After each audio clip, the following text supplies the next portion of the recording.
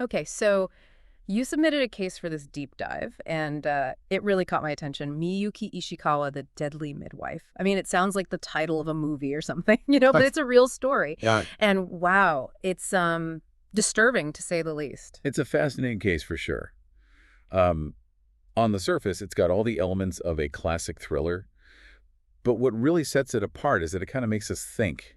It makes us look beyond the individual acts and really grapple with the complex societal forces that might have led to them. Yeah, so we're talking about a midwife in Japan right after World War II who was convicted of killing over 100 infants, but she claimed that they were mercy killings.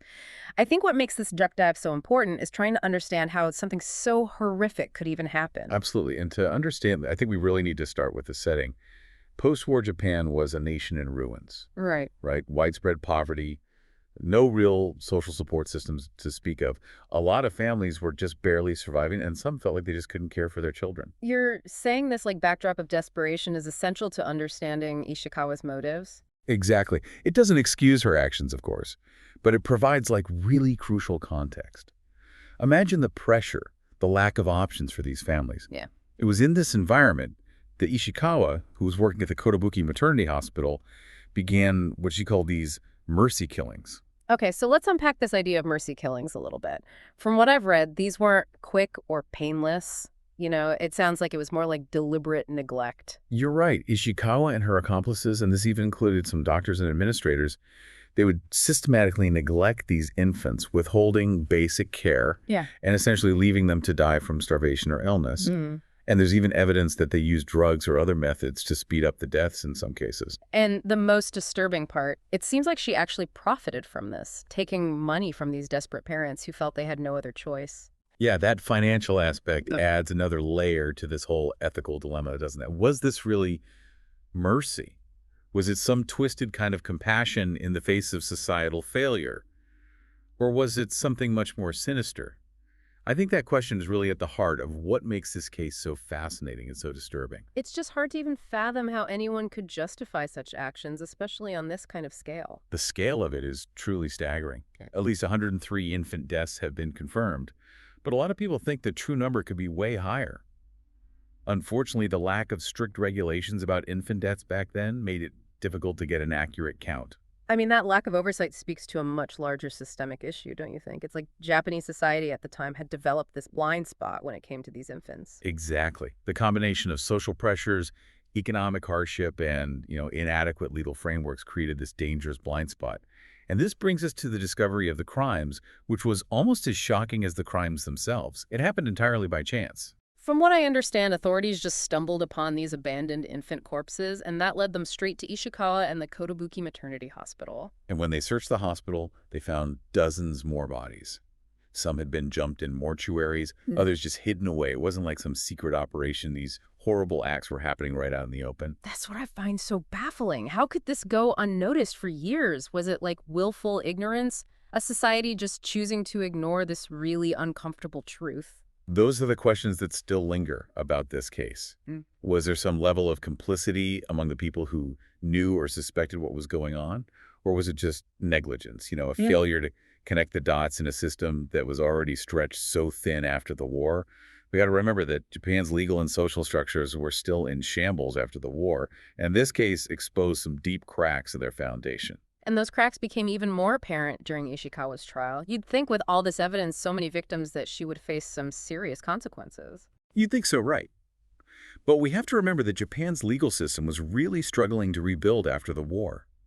A lot of the laws were outdated and really not equipped to handle such a morally complex case. Notably, there weren't any clear statutes regarding infanticide. So despite the nature of her crimes and all the public outrage, Ishikawa got a surprisingly light sentence. Shockingly light. She was initially sentenced to just 8 years, and that was later reduced to just 4. Can you imagine that? Less time than some people get for minor offenses, despite the magnitude of her actions. This brings up so many questions about how justice was viewed and delivered in post-war Japan. Exactly. The light sentence caused a lot of anger and highlighted how inadequate the legal system was.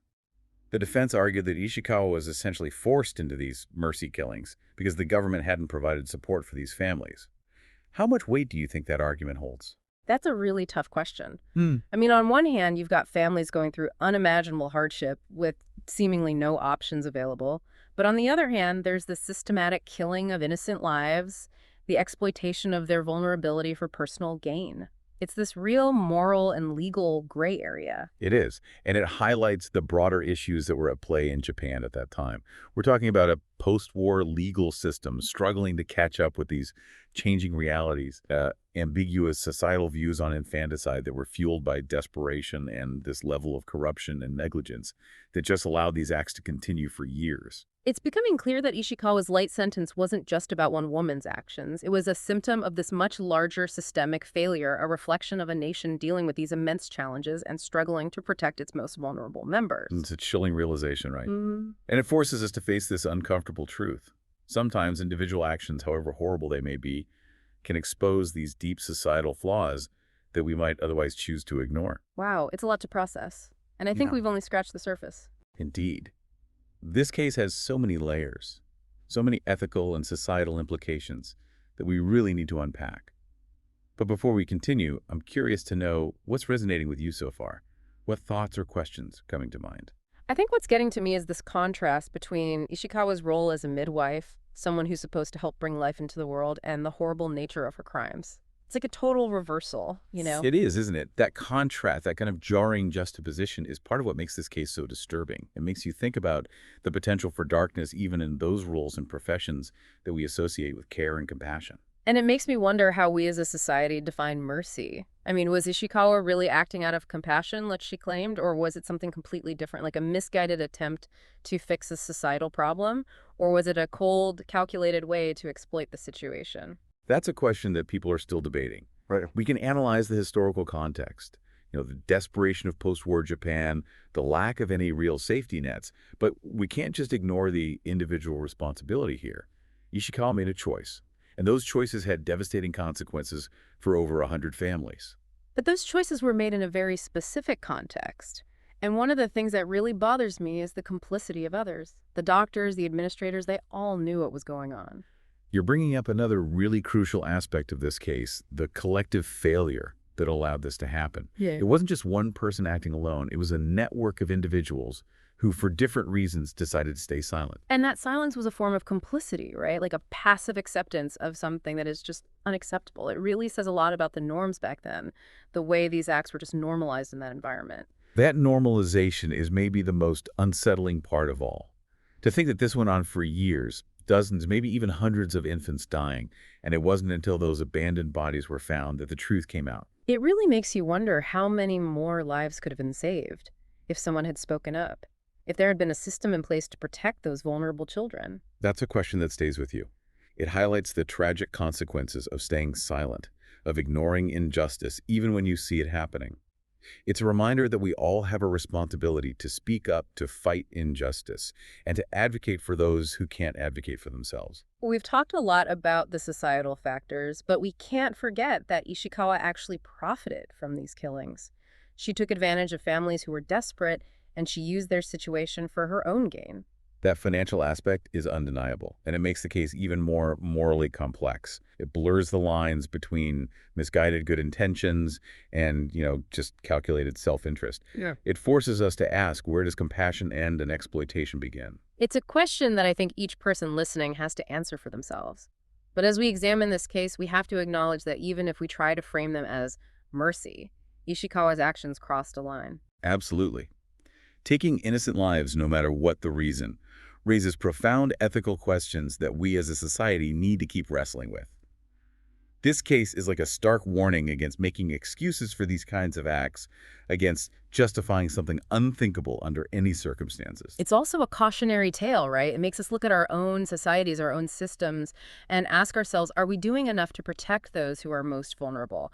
Are we creating a world where these kinds of tragedies are unimaginable? Or are we as a society ignoring the warning signs, the cracks in the foundation that could allow this to happen again? These are really uncomfortable questions, but they're so important to ask. It's heavy stuff, I know, but I think it's important for our listeners to really sit with that discomfort because in the end, it's about more than just understanding what happened in the past. It's about trying to create a better future. Exactly. The Ishikawa case, as horrifying as it is, can actually help us make positive changes. By understanding the mistakes that were made, the systemic failures, the choices people made that led to this tragedy, we can hopefully work towards a future where every child is valued, protected, and given the chance to truly thrive. That's a powerful message, and I hope our listeners really hear that. But before we wrap things up, I want to leave everyone with one final thought to think about. So I've been thinking about this idea of complicity and the people who knew about what was going on but didn't do anything. And it makes me wonder, if they were ever haunted by their silence, did they ever regret not speaking up?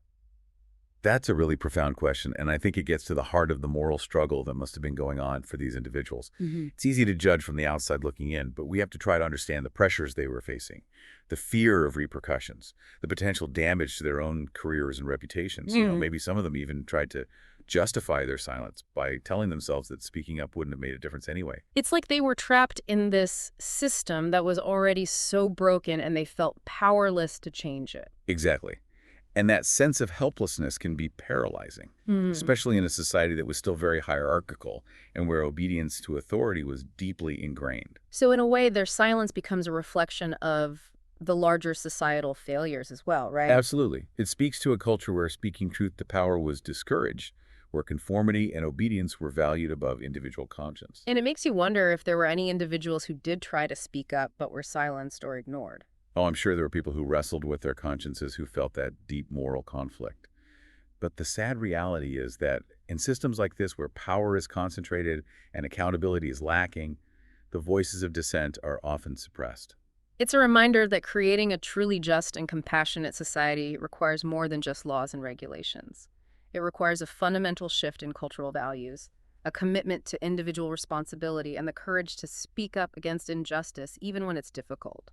I couldn't agree more. We need to foster a culture where whistleblowing is encouraged, where speaking truth to power is seen as an act of courage and not betrayal.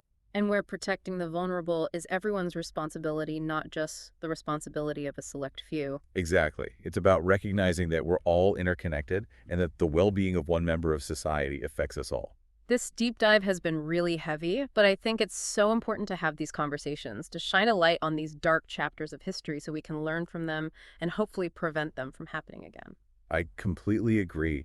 Sometimes the most uncomfortable truths are the ones we need to hear the most. The Ishikawa case is a stark reminder of what can happen when we turn a blind eye to suffering, when we fail to protect the most vulnerable among us.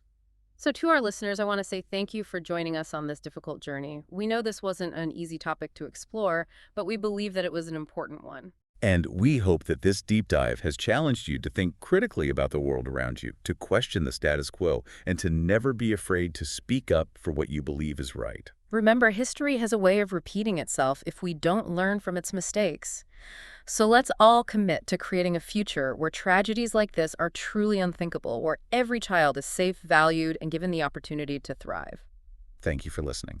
And until next time, stay curious and keep diving deep.